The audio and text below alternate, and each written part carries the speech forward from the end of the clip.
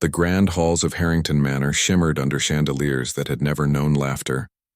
Every tick of the antique clock, every echoing footstep down marble corridors reminded the world that something, or someone, was missing.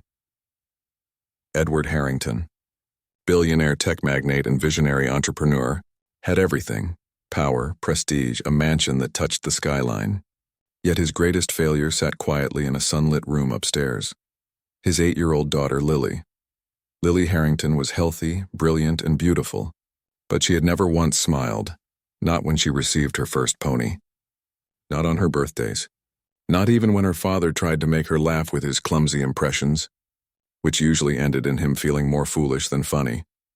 Doctors from every continent had given Edward the same verdict. She's perfectly healthy, Mr. Harrington, but happiness cannot be prescribed. He hated that answer, and because money had always bought solutions. Until now. So one rainy Monday morning, in a final act of desperation, he hired a new kind of specialist, and not a doctor, but a teacher. Her resume was modest. Her salary expectations low. Her name, Amelia Brooks. She arrived at the manor in worn-out shoes and a coat too thin for the London drizzle. The house staff looked at her with quiet pity. She didn't fit in among marble floors and designer suits, but she carried something no one else did: warmth. Edward barely looked up from his tablet when she entered his office. Edward, you're the teacher from, what was it, Lincoln Elementary? Amelia, yes, sir. I've worked with children from all backgrounds. Edward, let's be clear. My daughter doesn't need a friend.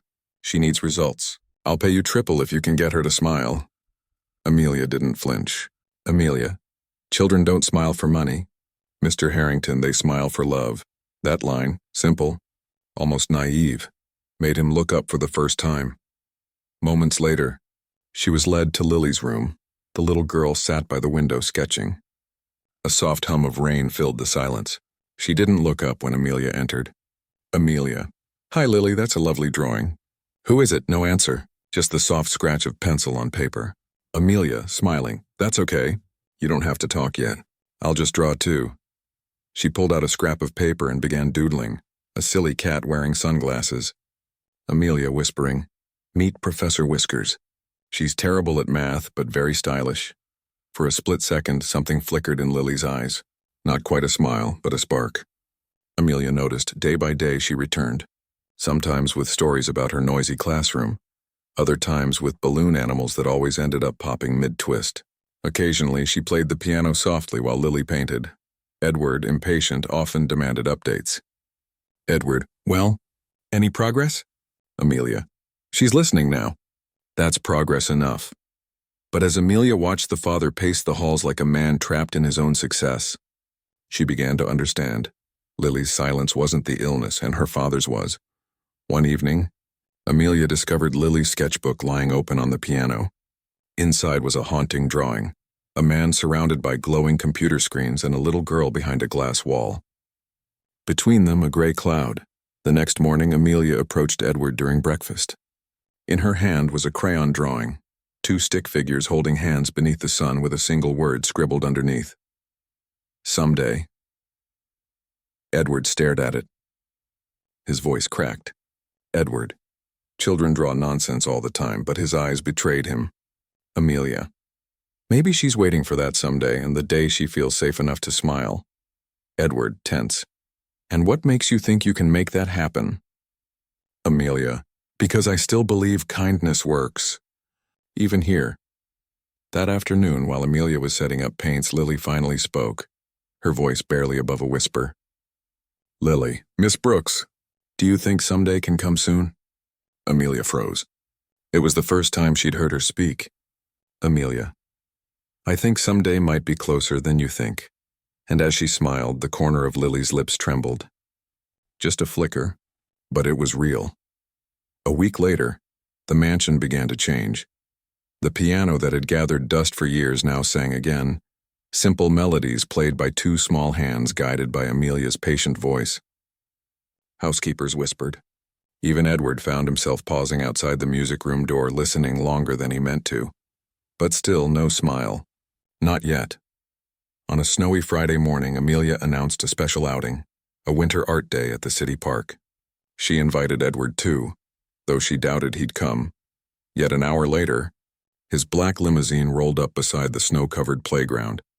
He stepped out in a tailored coat, looking comically out of place among laughing children in bright mittens.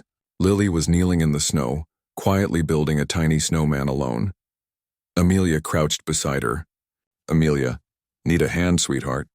Lily shook her head. Across the field, Edward stood stiffly, unsure how to bridge the gap between them. Amelia walked over to him. "Amelia, you could join her, you know. She might like that."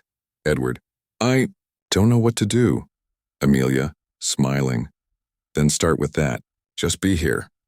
He hesitated, then trudged toward his daughter, kneeling clumsily beside her. Edward, "Think we can make him bigger?" Lily looked up, startled, but then nodded. Together, they worked. Snow piled up on their gloves. Laughter from other children drifted through the air. For the first time, Edward didn't feel like a stranger in his own child's world.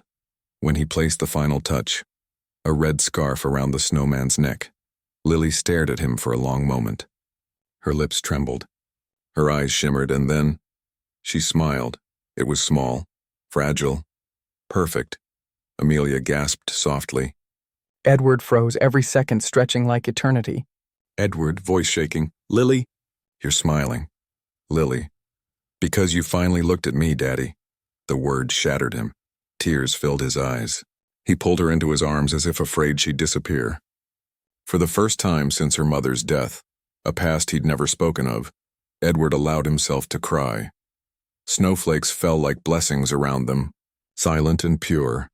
Amelia turned away, letting father and daughter have their moment. Her own eyes glistened with quiet joy. That evening the mansion was different. The grand piano echoed again, this time with laughter between notes. Lily's drawings, once lonely and gray, now showed color. 3 figures holding hands beneath a bright sky. Edward found Amelia by the foyer, packing up her lesson notes. "Edward, Miss Brooks." His tone was softer now, stripped of authority. "Edward, I spent millions trying to fix what wasn't broken. All she needed was love, and someone who believed in her." Amelia, "Children don't need perfection, Mr. Harrington. They just need presence." He nodded, voice trembling. "Edward, you've given me more than I can repay." Amelia, "Maybe you already have." They looked toward the music room, where Lily sat drawing 3 smiling faces, one tall, one kind, one small. As Amelia turned to leave, Lily ran to her and wrapped her arms around her legs. "Lily, don't go too far, Miss Brooks. Daddy and I still need lessons." Amelia, laughing softly, "Don't worry, sweetheart. I'm just a call away." Edward stood behind her, emotion thick in his voice. "Edward, you've given me back my daughter. And maybe myself."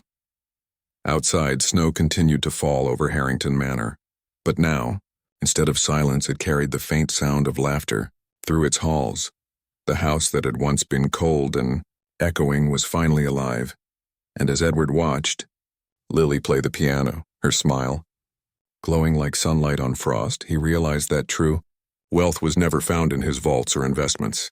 It lived right there in that sound, in that smile,